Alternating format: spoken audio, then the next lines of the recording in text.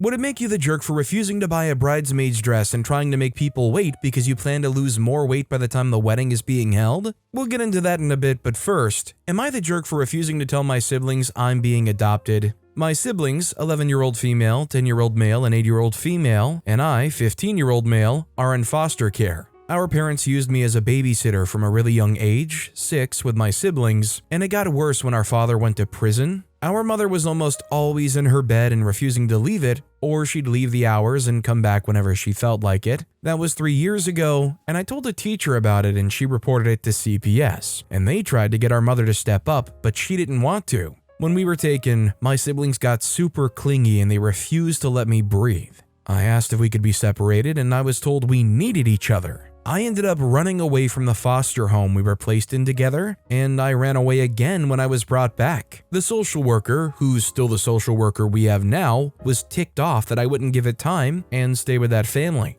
They were the only people who would take all 4 of us together. But then the social worker boss got involved after I left for the 3rd time, and she insisted I should be separated from them if I wasn't going to stay. But my social worker insisted on mandatory bi-weekly visits. I moved to a few different foster families until I met the people I now think of as my parents. I was 13 when I met them, but they are the best parental figures I've ever had, and by far the best foster parents I've had in 3 years. We got really close. I started calling them mom and dad type nicknames, and I talked to them about the stress I feel when I see my siblings. They advocated for me to no longer have those bi-weekly visits, but the social worker overruled them. She insists that one day I'll regret being separated from them and having some contact is important. A second social worker is now involved in our case, or with me at least, and I'm now eligible for adoption. My foster parents and I talked, and I told them I'd love for them to be my parents for real. My original social worker isn't too happy, but she can't stop it now. She tried talking me out of it and was reprimanded when I told the other social worker. My original social worker is refusing to tell my siblings I'm being adopted, and she said I need to tell them and that she'll insist upon it. I told her she can't make me tell them, and I'm not dealing with the anger they'll have. My siblings are already angry I ran away until we were separated, but they're also really clingy and intrusive in my personal space. So I know telling them I'm being adopted will make it worse, and I don't want to sit through 4 hours of that. My social worker told me to stop being so stubborn and cruel and think about my siblings above myself. My foster parents reported her to the other social worker. Am I the jerk? OP's not the jerk, and while I do think that there are some situations where you might overrule a kid because it just does seem like it's in the better interest of them, it seems like OP's concerns and feelings were never listened to or ever actually cared about. In fact, it seems like the social worker was just operating off of purely their own opinion of how things should be. Obviously, it's no surprise that OP would resent that social worker, and what the social worker did only stood to make OP resent their siblings more, unfortunately. Queasy Sports 7234 commented, "Not the jerk. I'm a foster carer, and while I know why the caseworker keeps pushing your relationship with your siblings, she's going about it in the wrong way. You absolutely shouldn't be the one to tell them that you're being adopted. They will have a complicated reaction to this, which is understandable, but the responsibility for helping them process this news should not be forced onto a child. This should be handled by either their therapist if they have one, or the caseworker or carers with advice from a therapist. I'm sure you've heard the term parentification, which is what your mom did to you as well as neglecting you. Your caseworker is still trying to hold you responsible for their emotional well-being. This isn't fair to any of you. The caseworker probably thought keeping you with your siblings would be better for their mental health, and it might have been, but not at the expense of yours. And the whole point of foster care is to allow you to grow up being cared for the way all children should be cared for by responsible adults. That includes the eldest parentified child. You deserve to spend your childhood being a child, and you probably would have been more likely to want to have a relationship with your siblings if the caseworker had given you a choice. I'm glad you found a good foster family who have welcomed you into their family. You deserve to be happy and to be parented instead of the parent for what is left of your childhood. And I hope your siblings are being well cared for as well, and they have trusted adults to help them come to terms with your adoption. Also, hi, I'm Steven, and if you guys enjoy getting to decide whether or not all of these people are jerks, why not hit those like and subscribe buttons down below? That said, our next story is, am I the jerk for not telling my girlfriend about my scars? I, 26-year-old male, have been with my girlfriend, 21-year-old female, for 10 months. Ever since we first hooked up, she has been very curious or obsessive about my scars. I have about 30 of them that cover my body. Anytime someone asks about them, I come up with a funny joke to kind of make sure they know I'm not comfortable with telling them. For example, I had sex with Catwoman and it's not as fun as you might think, and get them to move on. Lately, she's been asking non-stop to the level that I finally told her I had no intention of telling her for the foreseeable future and that she should stop asking. She got very upset, saying I don't trust her or feel comfortable enough with her to be vulnerable and that it hurts her. I can understand that feeling, but I've not told someone for 5 years. And the last time I did, they used it against me. I told her I do trust her, but it is true that I'm not comfortable enough yet to discuss that past trauma. Am I the jerk? Let me clarify, I don't think OP's the jerk, but I'm kind of both sidesy on this one, just in the sense that if you're in a committed relationship that's serious enough, I do think it should reach a point where you're just about comfortable enough to share almost anything. But this is a very traumatic thing clearly for OP, and 10 months isn't exactly, this is a for sure ride or die partner. It sounds like there's a lot of stuff going on around this situation that OP themselves haven't really processed or fully gotten past. And how often does it work out well when you force a partner to divulge something that they're just not ready to share? Karmabound commented, "Not the jerk.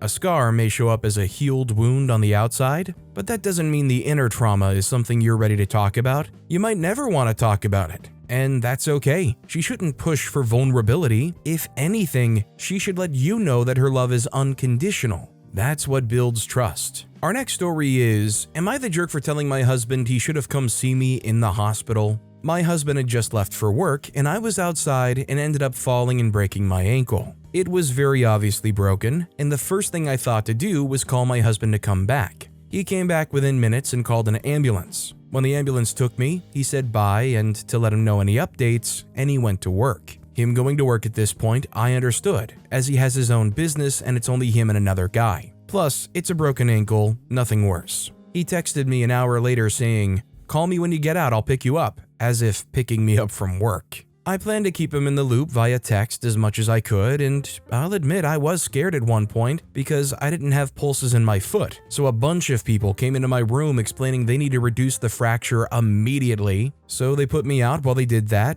Thankfully, a kind nurse held my hand until I was asleep. Once I was awake and back to baseline, I was in a hallway bed waiting for ortho, who eventually came to me and said I'll need surgery that night. I asked him to bring me some things, but they wouldn't let him in. He tried, but ended up leaving. Once I was in a room, it was late-ish, but I told him visiting hours are 24/7, come whenever, or tomorrow, because we haven't heard about when they were to do the surgery yet. He said okay, he'll stop by tomorrow, but he has to go to the bank at 9:30, so he'll see when he can come pick me up. I never said anything about picking me up.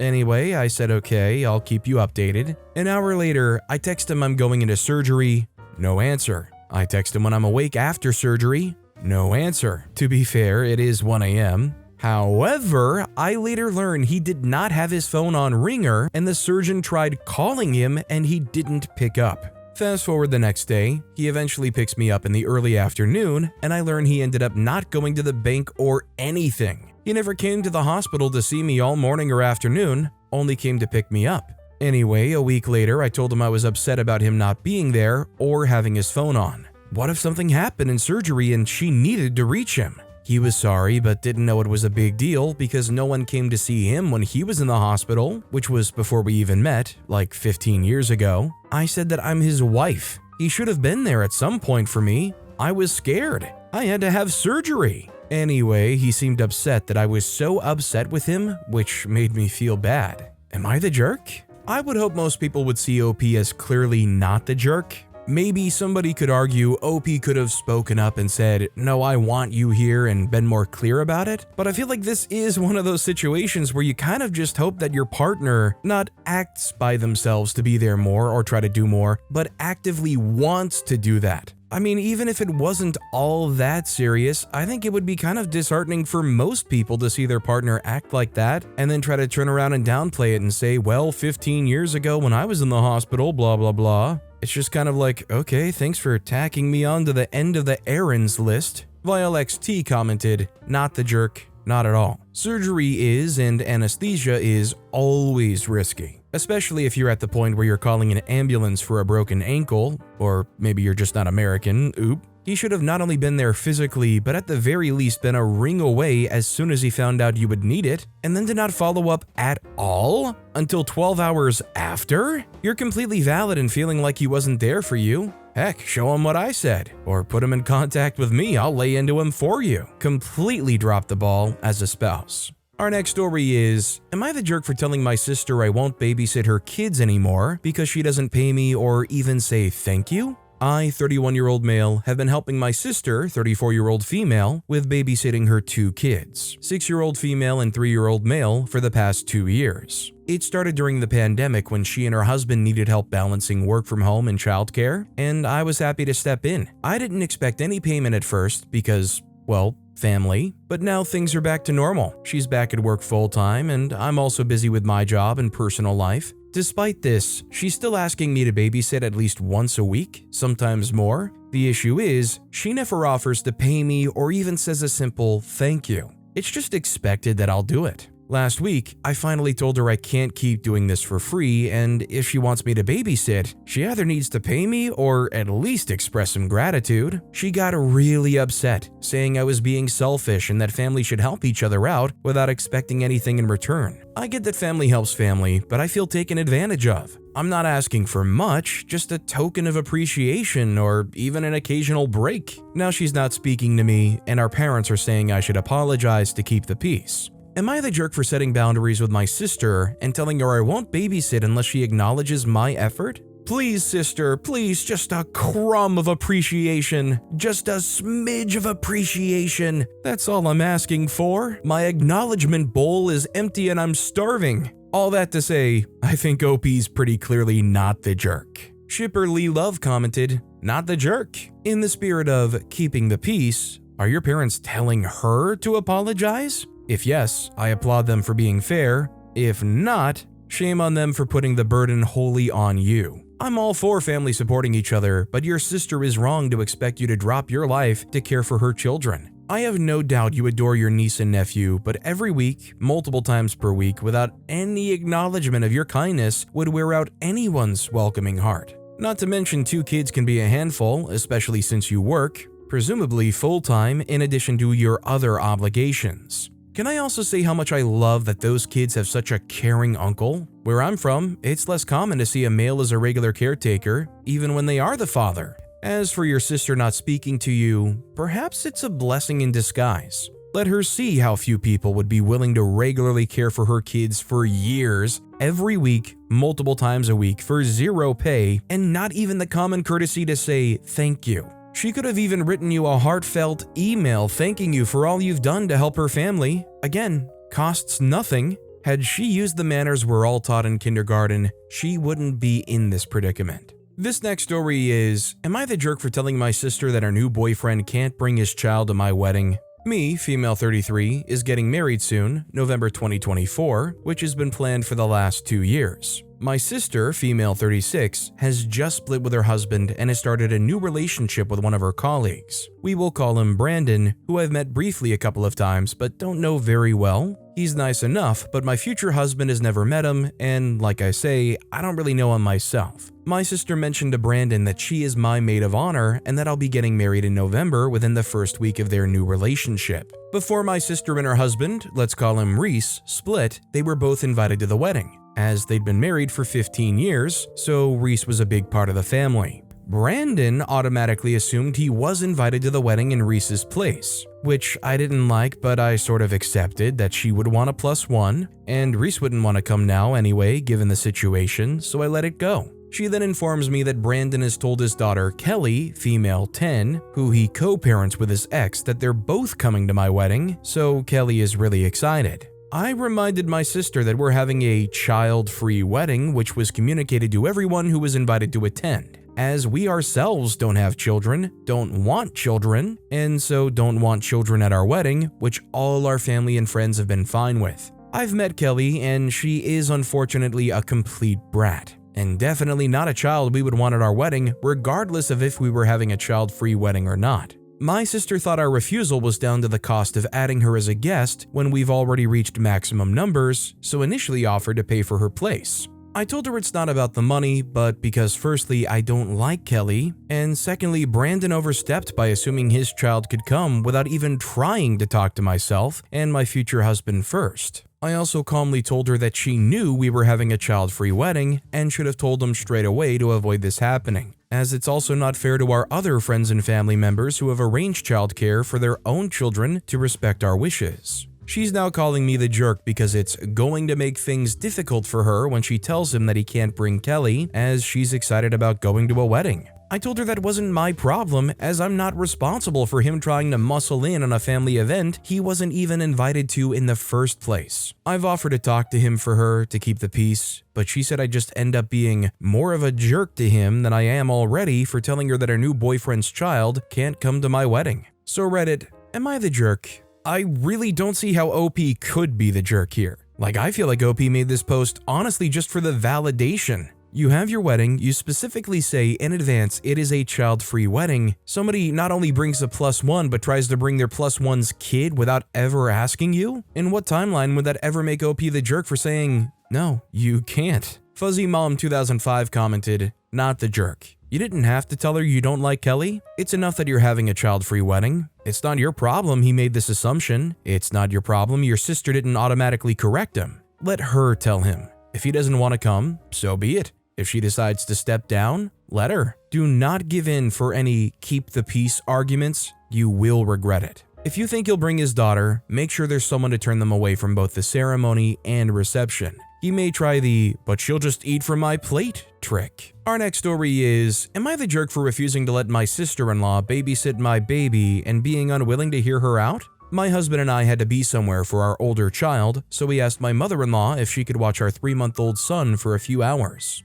She said of course. Unfortunately, when we went to drop him off, she wasn't home and one of my husband's sisters, Jane, 21, was instead. Apparently, my mother-in-law wasn't going to be home for a bit, so she, Jane, agreed to watch our son for some time. I immediately said no because, well, Jane believes that babies don't feel anything. She thinks that they cry for no reason and we shouldn't respond to their cries ever for whatever reason, and that not responding won't have any effect on them. She thinks that anything we do to babies during this period of their lives will have absolutely zero effect on them in the future. She will often call them mindless too. My husband called his mom and we politely explained our concerns and then hung up because we were extremely busy already. And now we had to find another babysitter as well. I figured that was it until Jane came over extremely upset and in tears, insisting that she's not a bad person and that she would never do anything to hurt any kid. She then accused me of discriminating against her because she doesn't want or have kids like everyone else in the family. I told her straight up that I don't give a crap if she wants kids of her own, but I don't like her thoughts on how to care for babies specifically.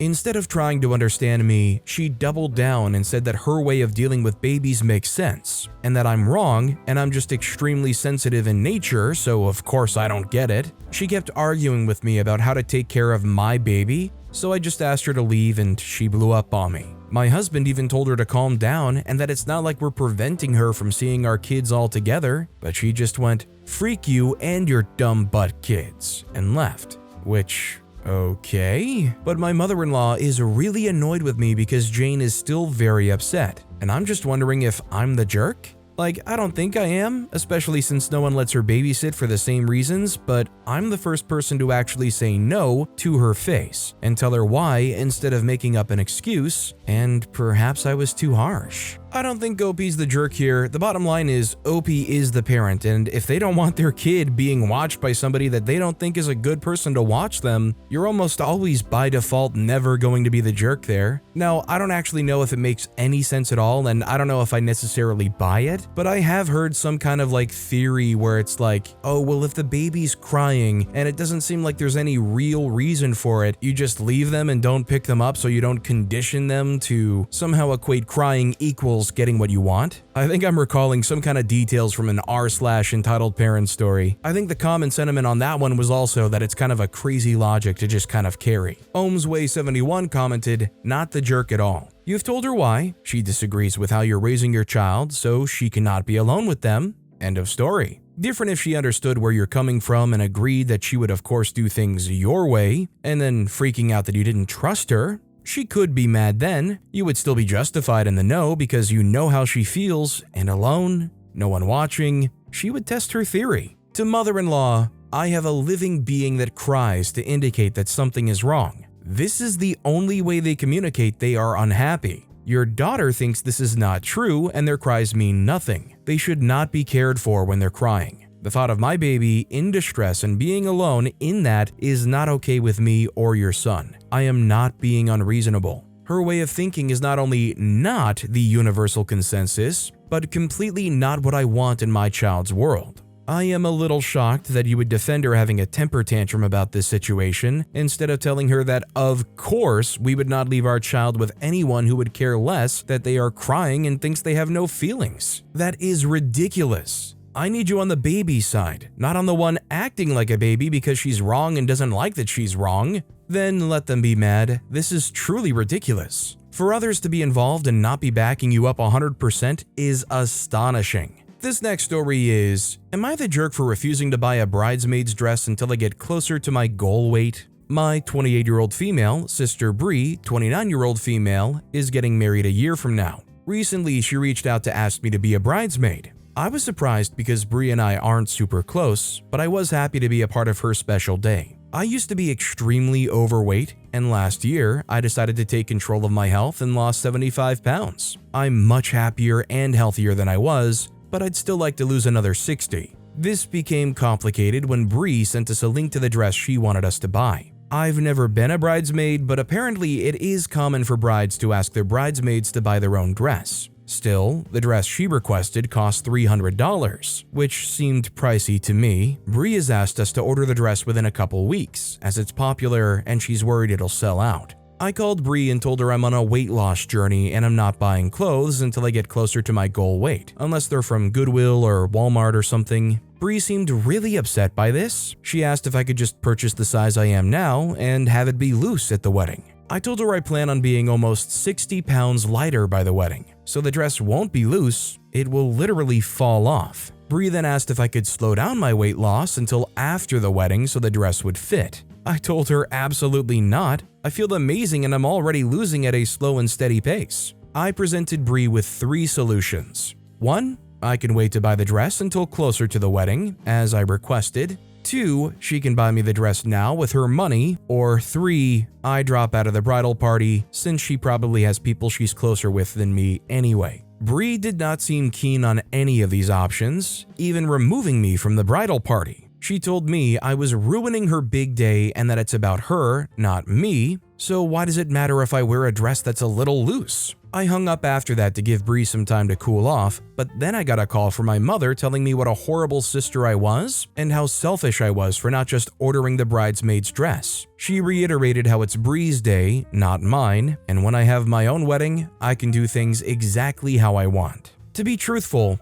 I'm finally starting to feel confident and to like how I look. Before I started losing weight, I wouldn't have cared if I wore a too loose dress because I was fat and ugly anyway. Now, even though I buy only dirt cheap clothes, I make sure to buy clothes that flatter me and accentuate my curves. I put a lot more effort into hair, makeup, and overall presentation. So yes, even though it is not my wedding, this will probably be the first formal event I go to after having lost weight, and I know lots of pictures will be taken. I want to look my best for these photos because I know I will look back on them and remember how hard I worked to get there. Does this make me a selfish jerk? So I see a fair amount of people actually saying OP is the jerk, saying that this should be a non-issue and that they can buy it now and just have it altered to whatever size they need it to shortly before the wedding. Honestly, I have no expertise in that. I don't know how easy or affordable or possible it is to just buy any old bridesmaid's dress and just have it sized down. It's definitely a tough dilemma, but the real thing that really makes me have pause here is OP sister saying,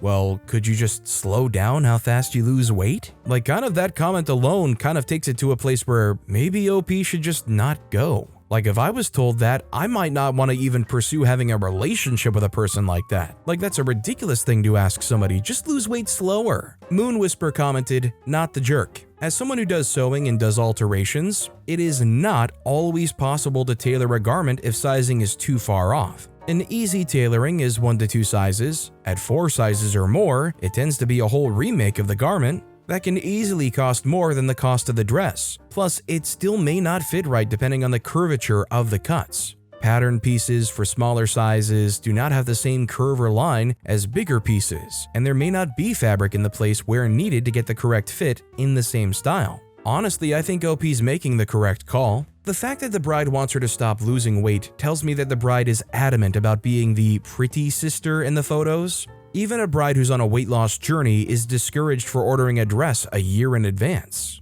Our next story is, am I the jerk for telling my dad he made his own mess and I'm not helping him with it? My dad is a freaked up mess. He and my mom were together for 7 years, high school sweethearts and everything, when mom found out she was pregnant with me. He says he freaked out and cheated on her because he was scared of being a father, but he regretted it after the 3rd time of sleeping with this other woman and thought he could leave it behind. He proposed to my mom and she accepted. Then, when mom was 7 months pregnant with me, the other woman showed up and said dad got her pregnant. My mom called off the engagement. From that mess, my dad has me, 18-year-old male, and Stacy, 17-year-old female. The other woman wanted a relationship with dad, but he said he only ever loved and wanted my mom. She was a mistake. Baby was a mistake. Mom didn't want him back. Dad ended up with 50-50 custody of me and Stacy. Her mom tried for maybe 2 years, it sounds like, to get back with dad. Even told my mom she was selfish for keeping dad from her. Then she gave up. Dad pined for mom for years and tried to win her back. It ticked Stacy off. Stacy was already ticked because her mom told her dad chose mom over them and me and mom over them. So she had a chip on her shoulder with me and my mom. When she was way too young to be saying crap, she was calling my mom degrading insults. My dad would get so mad when Stacy talked to mom that way, and dad would tell mom he was sorry. He would make it work, please, he only ever loved her, etc. This was going on when I was old enough to remember witnessing this pathetic mess. I was 11 when dad moved on and finally let mom go. He met a woman, married her, and had Georgie, 6, with her. Stacy was furious that dad fell in love with someone else other than her mom, that instead of falling in love with her mom again, he found someone after he let go of mom after 11 years. So Stacy hates Georgie and she treats her like crap. Dad's wife died when Georgie was only 3, and Stacy has said some really twisted crap about her to Georgie. Also to me because I got along okay with my dad's late wife. I have mostly noped out of it all now, but I answer occasional calls from dad. He said he wanted to get the family together when we talked yesterday and that he wants us to be close. He needs my help, that we can't continue with a toxic mess. I told him he made his own mess and I'm not helping him with it. That he needs to take accountability and stop making it worse. Dad told me I should care about my sisters and how we'll never be close if this continues. I told him it wasn't my fault. Am I the jerk? OP's clearly not the jerk here. This is a situation that not only is it not fair to try to make an 18-year-old kid solve, it's not OP's problem in any way to solve regardless. OP has no connection to the situation. OP wasn't the one that caused her to feel this way, and frankly, it's probably way out of OP's pay grade anyways. He needs to seek therapy. Kettlewise commented, not the jerk. How is a barely 18-year-old boy going to be able to address his 17-year-old's half-sister's misogyny and cruelty to a small child? Stacy is abusive. I'm not sure if closeness will ever be on the table with her. The best he can work towards is basic human decency, but it has to come from Stacy. Forcing you all into proximity as the solution is still making other people responsible for her behavior. Like, I get that to some degree your dad is responsible for this mess, but at some point Stacy is also responsible for her behavior. She's a teenager about to be an adult treating a 6-year-old like crap. I am really worried for Georgie. Your dad can encourage and support that sibling relationship if you're open without Stacy. But with that being said, that's all the time we have for today. Now, if you want to hear another absolutely crazy Am I the Jerk Here story, check out that video on the left. Or if you missed my latest video, check out that video on the right. That said, I'll see you all next time with some more stories.